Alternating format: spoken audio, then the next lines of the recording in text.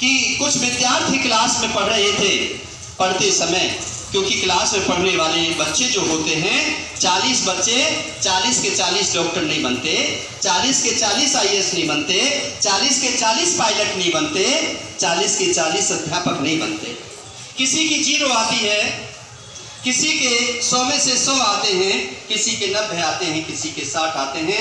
ये डिपेंड करता है उसकी कंसंट्रेशन पर कि वो कितना लगन से सुन रहा है और कितना वो घर पर जाकर के उस विषय पर फोकस कर रहा है। जो बच्चा लगन से क्लास में सुनता है उसे ट्यूशन जाने की जरूरत कभी भी नहीं होती, क्योंकि अध्यापक जितना क्लास में पढ़ा देते हैं, ट्यूशन में हमेशा समय खराब होता है और ट्यूशन में हमेशा समय बर्बाद होता है। इसलिए क्लास में ध्यान से पढ़ना चाहिए। अब क्या हुआ, एक बच्चा बहुत ही इंटेलिजेंट था क्लास में। 2-3 बच्चे होते हैं जो फर्स्ट सेकंड थर्ड के कंपटीशन में आते हैं। कभी 1 नंबर से वो पीछे रह गया, कभी आधे नंबर से वो आगे हो गया, कभी आधे नंबर से वो आगे हो गया, उनमें कंपटीशन होता है। अब उसमें कंपटीशन के बाद में एक बच्चा था, उसने जब पेपर हो रहे थे उसकी कॉपी छीन ली और उससे कहा मेरी कॉपी ले, नहीं तो मारूंगा। अब उसको अपने पेपर करना था, वो गरीब बालक था, वो कैसे करता। बाहर जाकर के उसके हाथ पैर तोड़ दिए कि कल को जब आएगा तो तुझे ये सबक मिलना चाहिए कि मैं दादा हूं यहाँ का, मेरी कॉपी तो लिखेगा। अब बच्चे तो कुछ ऐसे होते हैं ना कि ये यहाँ का बड़ा है, इसके माँ बाप अच्छे हैं, इसका फिर चाचा पुलिस में है, इसका पापा फौज में है, ये पैसे वाला है। होता है बच्चों में इंफीरियर सुपीरियर कॉम्प्लेक्स, इसके लिए वो दब जाते हैं, दब करके भी रहते हैं। तो उसने क्या है बड़ी प्लानिंग की।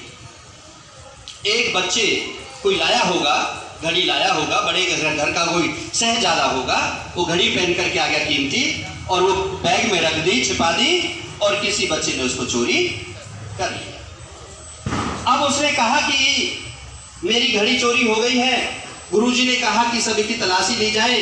तलाशी में किसी का कुछ निकल करके नहीं आया। फिर उन्होंने कहा कि ये बैग बाहर निकाल के रख दिए जाएं।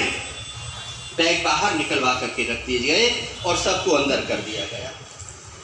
उसके बाद में गुरुजी बड़े बुद्धि से काम लेते हैं। अब मैं तलाशी लूंगा, लेकिन सब अपनी अपनी आंखों पर कपड़ा बांध लो। सबने कपड़ा बांध लिया। गुरुजी एक एक बच्चे की तलाशी लेते गए और गुरुजी बाहर निकालते गए। एक बच्चे की जेब में घड़ी मिल गई। अब देखिएगा, गुरुजी ने कुछ नहीं कहा, बैठ गए। जिस बच्चे की घड़ी थी उसको घड़ी दे दी।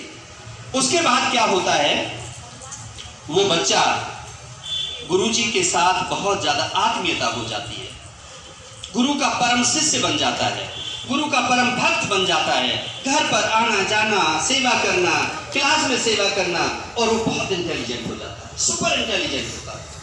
और उसके बाद वो IAS क्वालिफाई कर लेता है। IAS बन जाता है। जब लोग उसे चीफ गेस्ट बुलाते हैं तो किसी मंच, किसी उसमें वो चीफ गेस्ट बोल रहा होता है। वहीं गुरुजी भी किसी कारणवश पहुंच जाते हैं। जब पहुंचते हैं, देखते हैं जैसे ये जा रहे हैं, ऐसे जो बोल रहे थे IAS साहब, तो उन्होंने कहा मेरे गुरुजी आ गए हैं और मैं सबसे पहले इन गुरुओं का वंदन नमन करता हूं। इन गुरुओं की बदौलत आज मैं IAS हूं और इन गुरुओं की बदौलत मैं आज बोल पा रहा हूं। गुरुजी बड़े गौरवान्वित होते हैं। अब वो रुक नहीं पाता। वो कहता है कि मैंने बचपन में नादान था, मैंने चोरी कर ली थी, और चोरी करने के बाद गुरुजी ने मुझे डांटा नहीं, फटकारा नहीं, मुझे उनके सामने बेइज्जती नहीं की, और मैं पढ़ लिख करके आज IAS बन गया। अब गुरुजी का मौका आया, गुरुजी को बुलाया। गुरुजी बोले कि बेटा, मैंने भी अपनी आंखों पर पट्टी बांध रखी थी, मुझे नहीं पता कि तू ही विद्यार्थी था उस समय जो चोरी की थी, मुझे तो आज पता चला है कि तुमने चोरी की थी। यदि मुझे उस समय पता चल जाता तो इंफीरियर सुपीरियर कॉम्प्लेक्स हो जाता और हो सकता है तू आज IAS नहीं बन पाता। तो प्यारे विद्यार्थी, जो गुरुजी होते हैं तुम्हारी लाखों बुराइयों को इग्नोर करते हैं।